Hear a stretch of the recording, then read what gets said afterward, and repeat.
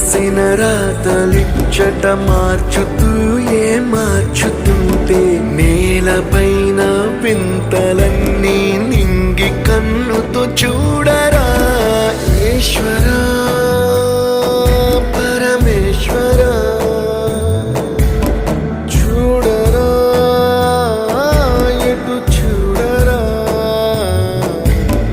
మసకబారిన కంటి పాపకి ముసుగు తీసే వెలుగులాగా కాలమడిగిన కఠిన ప్రశ్నకు బదులు